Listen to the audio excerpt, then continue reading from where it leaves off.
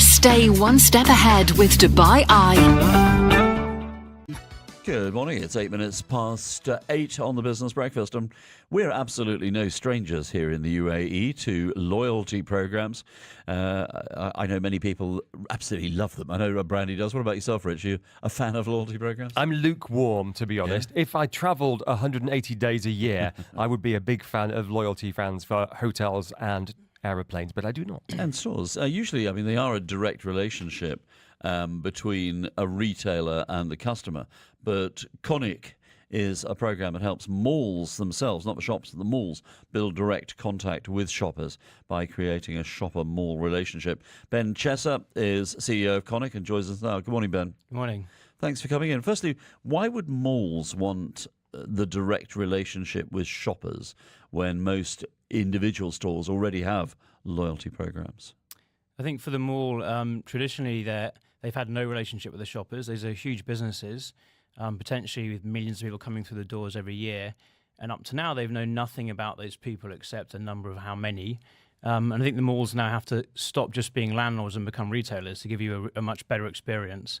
To do that, they need to know who you are and what you like. Well, we do have mall loyalty programs already here in Dubai, actually. Yeah. So what is the Conic loyalty model? What's its point of difference? I think the point of difference for us, so we're initially based in Europe. We're working with the likes of Westfield and Bicester Village in Europe and coming here quite recently. The main difference is rather than just measuring things from an app or from a website, we're actually connecting directly into the retailers of the stores to know exactly what you're buying, how much you're spending, how often you're coming, with the goal to give the shopper a much more curated experience.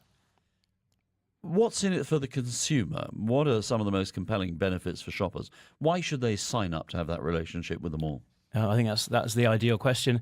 So part of the Conic philosophy is we put the consumer at the middle of the picture, not at the edge of the picture. So we're trying to really focus on the consumer experience. And what's primarily in it for the consumer, if you go to a mall, particularly the malls here in Dubai, they're huge. So you typically only really care about 10% of the mall or even less, not the other 90%. So Conic's goal is to make sure that we bring that to the surface for you. We give you the offers and the rewards and the experiences that you actually care about and not the things you don't care about. I just don't know whether malls listen. I honestly don't. In the early days of the big shopping malls here, we had benches where you could sit down if you were halfway through a shop. I know my parents used to value that. And then I guess because of pressure from all the coffee shops, they took those out, saying if you're going to sit down, you'll sit and pay for a coffee. And they haven't put them back. And I know there have been complaints to the malls about that. So do shopping malls really listen? I think they do, and they will increasingly now. So one of the reasons I'm here is for there's a big shopping mall conference right now called Recon MENA. It's just finished in Dubai. And I think that one of the trends there is they've gone from a period of continual growth where as you said, every square meter is critical because it can be leased, to a period now of actually having to refine and improve the offer. And they are now going to put the customer in the middle. They can't continue not to do that. Well, that's probably why you've been here in Dubai, isn't it? To talk at Recon, get together mall owners, retailers, management, architects, etc., organised by the Middle East Council of Shopping Centres, to talk about the way forward for malls. I mean, there are so many challenges to retailers and mall owners here in the Emirate, from online shopping players, high rents, cautiousness amongst shoppers at the moment. I mean, how was your message received? The message is being received loud and clear, actually. I think the sector right now is looking at how it can not just go from building more and more malls, but actually improve the ones it's already got and make sure that they serve the client needs better. And I think, like you said, some of the reputation of increasing rents, it has to switch. We've got increasing competition from online players, and to get it right, the malls have to really start understanding the consumer. So I get how this would work for really big, successful malls. You mentioned two in the United Kingdom where you're based. Westfield, which is a big shopping mall in London. Bicester Village, just outside London, one of Europe's biggest outlet malls. They're both destination retail spaces. And I also get how it would work for someone like Dubai Mall. Just an hour ago, we had Patrick Bousquet-Chavannes, the CEO of MR Malls, which owns Dubai Mall, in the studio. Here's my question, though. How can you help the guys who really need your help here, who are the guys who have the mid-level malls, things like Bergerman down in the Dubai district, things like Wafi Mall, which were 20 years ago all conquering, but are now having to reinvent themselves. They haven't got massive traffic. What can you do for them? So partly that's very close to my heart as well. I think the mall or the shopping district is a key part of a community. So it shouldn't just be about supporting the biggest and the best. It should be supporting about the ones that form a part of the shopping community. One of the benefits of the Conic platform that we have is we can tailor it. It's highly customizable. So just like any retailer, you have high-end, low-end, mid-end retailers. You can customize the experience for what's needed in that particular mall.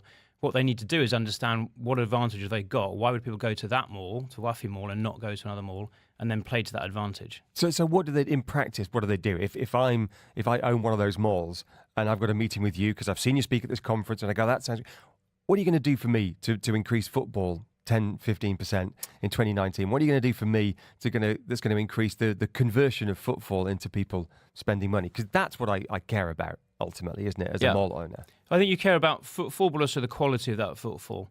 So one thing is the number. Have you got enough people coming through the doors? But secondly, are they the right people, and do you know why they're coming? So it's usually a sort of two-stage process. Let's look at the retailers. Let's look at the shoppers, what we know about them and why they come. So why would they go to that mall and not somewhere else? And then let's create a program which tailors to their needs. So if it's a high-frequency mall where they come every week to their grocery shopping, let's make sure they can do that better, quicker, easier, and hopefully in a more pleasurable way. There has been. Sorry, I just want to ask you about while you're on the subject of the UK, there's been a lot of movement in shopping malls at the moment. You mentioned Bicester Village. They're owned by the Hammerson family. They are no strangers to Dubai. They know Dubai very well indeed. And there's been movement in some of the biggest shopping centres up for sale over the last few weeks. But prices are coming down. They're not as valuable commodities as they were a year or two ago. Yeah, I mean, the whole of retail globally, but certainly in Europe as well, is waking up to the reality of online shopping. And that has been a bit of a shakeout. There's been, as you said, a lot of malls being sold. I think the focus is now creating better, maybe slightly larger, but better malls, what's called destination shopping. So you're not just going to go to buy some jeans. You're going to go to the cinema, to go bowling, or to entertain your kids. Exactly. And here it's skiing. There's no end to it. Do you think the UK malls have got the space to be able to do that sort of thing, though? For UK malls, it's harder, right? They're smaller properties. They've got to focus more on, say, small footprint but high-end restaurants as opposed to just having food halls. And that change has already happened. Putting a ski slope in a mall in the UK, that would be more challenging. And what about the US? Because they're obviously going through the same sort of growing pains, if you like, at the moment. Have they got the space to sort of reinvent their malls? The US has. What's happening in the US is a clear shakeout between the, let's say, the strip malls and the very small regional malls. Perhaps they're going to suffer, and they are closing, and a concentration more on the larger experience-based malls. I think in a society, though, in this region, the mall has a very strong role to play in that retail community. A couple of questions coming in. Salman writes in, what's in it for the retailer? They don't want to share the info on their shoppers with the shopping mall owners. So this is one of the biggest parts of the Conic proposition, is actually to break that barrier. So the retailers that we work with over 800 retailers, they do share the information, and they do realize that if they want to create the perfect shopping experience in the mall, they have to share the information and curate an experience, not just about their brand, but other brands. One of the mall loyalty programs that I know fairly well here gives discounts on a lot of the shops if you shop in them, and the restaurants and things. Is that a key sort of component of a mall loyalty program, that you will get discounts in some of the outlets there? Absolutely. It's not entirely about discount, and it shouldn't be, because that's just a race to the bottom. It should be about giving discounts to the shoppers that we know will value them, and to be honest, that will spend more because of the discount.